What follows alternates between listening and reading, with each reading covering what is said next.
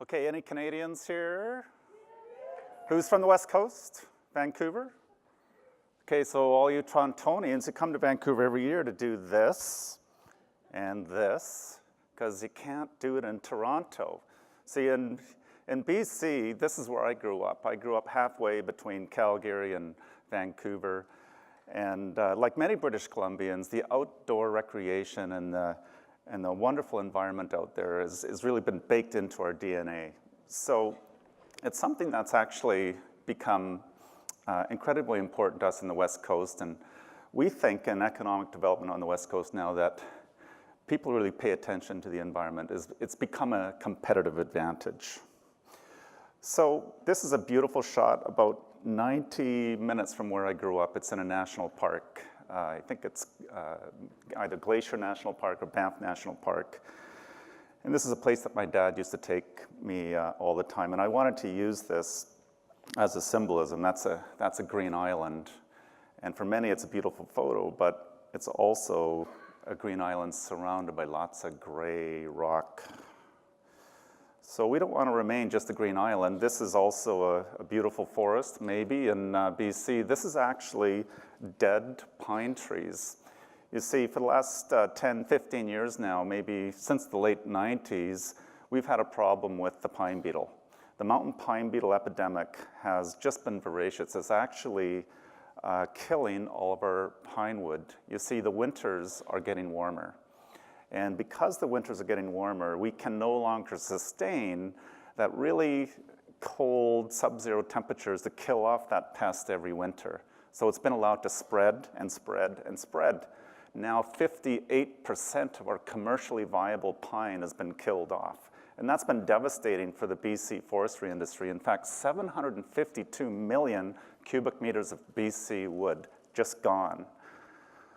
And to translate that, that's 18.3 million hectares, or for you Americans in the audience, 73,000 square miles in land mass. That's 20% of our province, but it's a big province. We're 35% larger than Texas. So that's equal to or greater than the state of Washington, the state of Missouri, state of North Dakota, even larger than Oklahoma. So imagine driving on that interstate for hours and hours and see nothing but dead forest. Just like this one.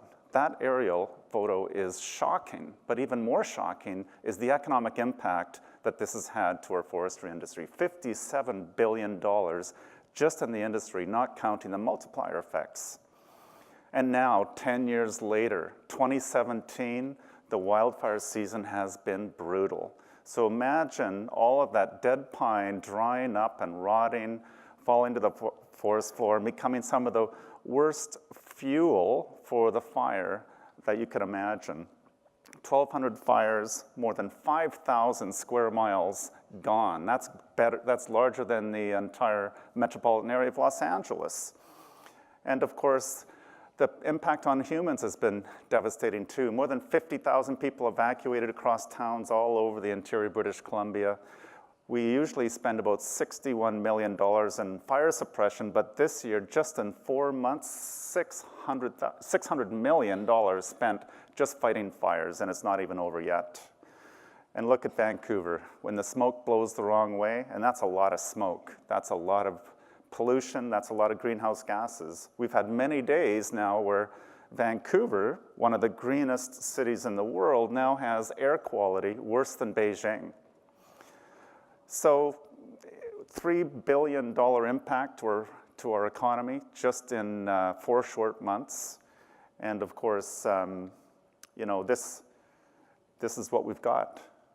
This is not good. This is, you know, we've been told by the Ministry of Forests that the fire season has been extended 1 to 2 days every year since 1980. And we're forecasting temperature increases by 2050 to be 2 to 3 degrees warmer in the summertime than it is right now. So this is the face of climate change. And if this is the new normal, this is really unacceptable. This is not what we should be standing for. So you know, if we're going to solve this, it's going to take unprecedented collaboration with an unprecedented sense of urgency. And I think it starts with cities. And, you know, beautifully, this is where economic developers can help. Because economic developers, I believe, are city builders. And cities are where the economic engines are.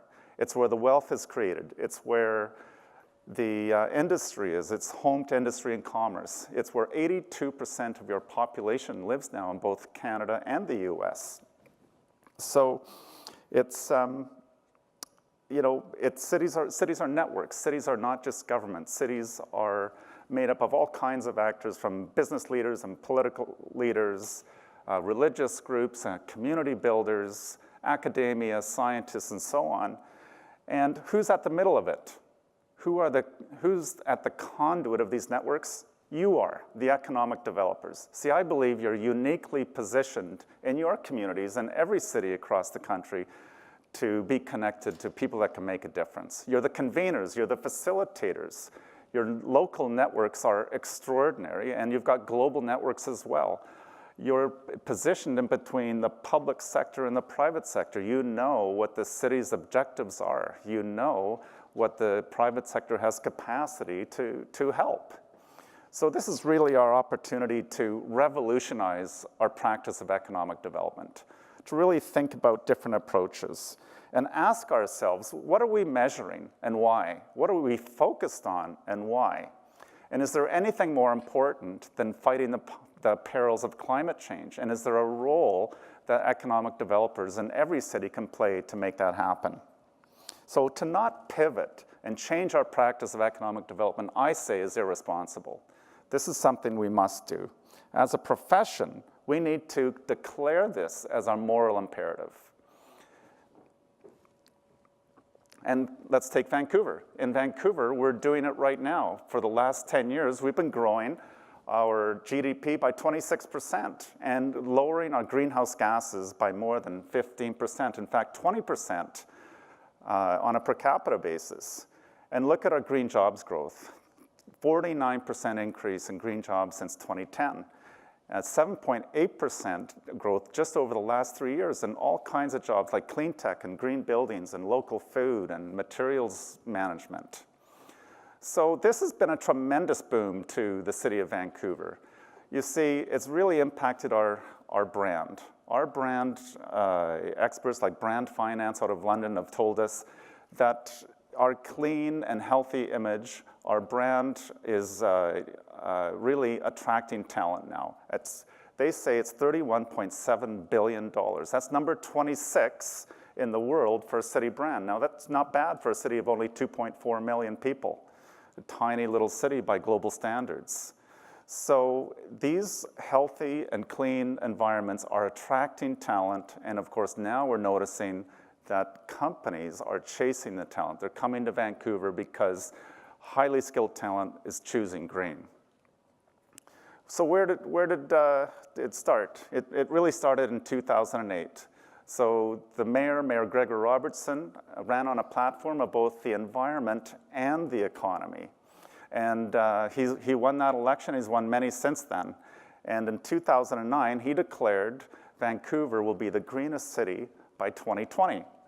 So we got to work, and we, city staff and the Vancouver Economic Commission consulted with all kinds of people across the city, and we created this greenest city framework of zero carbon and zero waste and healthy ecosystems. And we've got 10 goal areas across those 3 themes, and the green economy rips right across all of them. It doesn't matter what you're focusing on, it's a benefit to our economy. And we had a green team. We don't have one token sustainability officer. We've got an entire team dedicated to green economic development and sustainability, focusing on clean tech clusters and focusing on engaging businesses and lowering their environmental footprint. And obviously, we're having fun doing it. And they're passionate. They love doing this kind of work. So we have 2 approaches.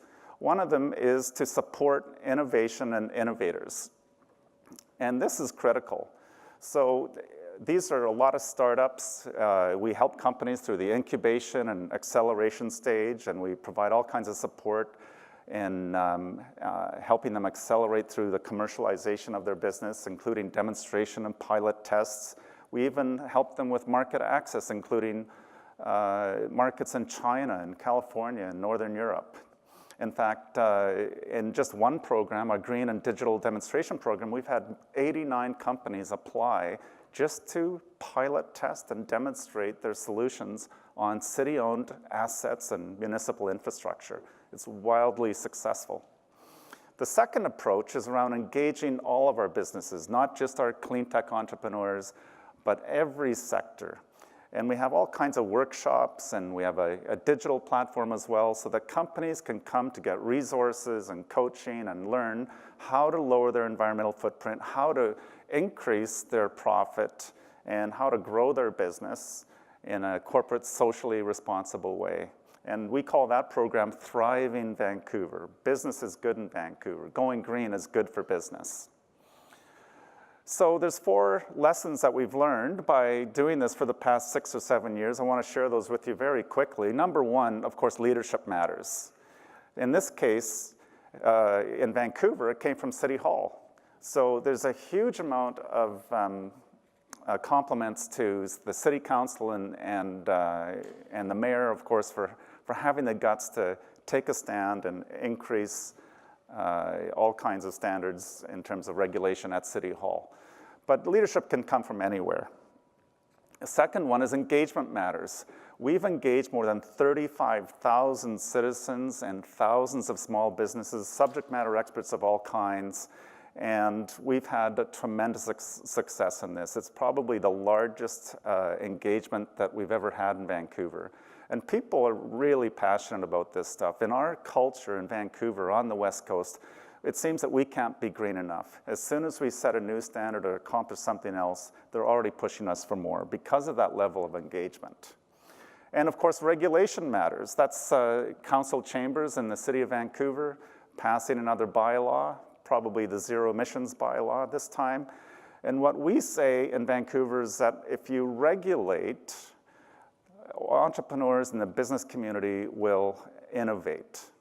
So regulation stimulates innovation. So for all of you policy wonks out there, don't be afraid. Go ahead and regulate. The business community will respond. They'll come back with new solutions, new innovations, and new business models. And finally, data matters. Data really matters. So in your own journey, don't forget to measure. Don't forget to first establish your baseline and then measure regularly and report out. And as you're reporting out, you'll gain more experience, you'll see your metrics improving, and as they improve, the business community is going to start to get behind you. They're going to want to be a part of this winning journey as they see how it impacts profit, how it's engaging the entire business community. So here we are in 2017, and we're on a new journey now. We're going to hit our 2020 targets. There's no question about that. And at the Economic Commission, that means more than doubling the number of green jobs and more than doubling the number of businesses engaged in greening their operations. But we're up to something new now, and that's going 100% renewable. 100% renewable energy across this city, not just operations, but the entire community, all citizens. Today we're at 31%. We've got a long ways to go, but as we drill down, we can see there's really 2 verticals where we can make an impact. And one of them is in the built environment, and that's all the buildings and construction. And the second one, of course, is in transportation. Just between those 2 sectors, that's 93% of our greenhouse gases. So we see this journey, this part, as big as an economic opportunity, as big as the post-World War II construction boom. So we're pretty excited about this. Okay, so back to that green island. If Vancouver remains a green island pursuing this aggressive, sustainable economic development policy and programs, then we're all fucked. We really are. Because at the end of the day, we're sharing the same airshed. We can't just be a green island. We really all need to be doing this. So that's my invitation to you, is to join us in this journey. So what can we do now? I assert that the IEDC should take a serious look at the curriculum that it's delivering today. I think the curriculum needs to change. I think we need to make sustainability and the environment mandatory courses inside of your curriculum. If we know that the young professionals coming up through the profession of economic development are thinking of the environment and they're moving forward on resiliency and other things that impact sustainability, then we're headed in the right track. But it just really needs to be mandatory. It gives all of us in the community a peace of mind. Secondly, it's 2017. Most cities have a climate action plan by now. But are you aligned? Is your economic development department working in unison with it or against it? In Vancouver, we've been aligned with our Green City Action Plan since 2010.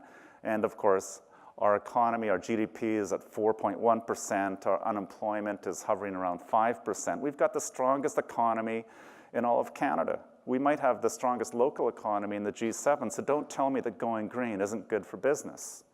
And finally, let's make it a race, not a journey. Time is urgent. We do compare ourselves to other cities. We look at Copenhagen for inspiration and Amsterdam, and we also have a lot of fun with Portland. And if we make it a competition, then it makes it more fun, and it makes it more urgent as well. Okay, so that's my last slide. We really must do it. I say it's our moral imperative as economic developers. And don't rip yourself off. You do have influence. You are at the center of the community. We must do this. We can do this. Thank you very much.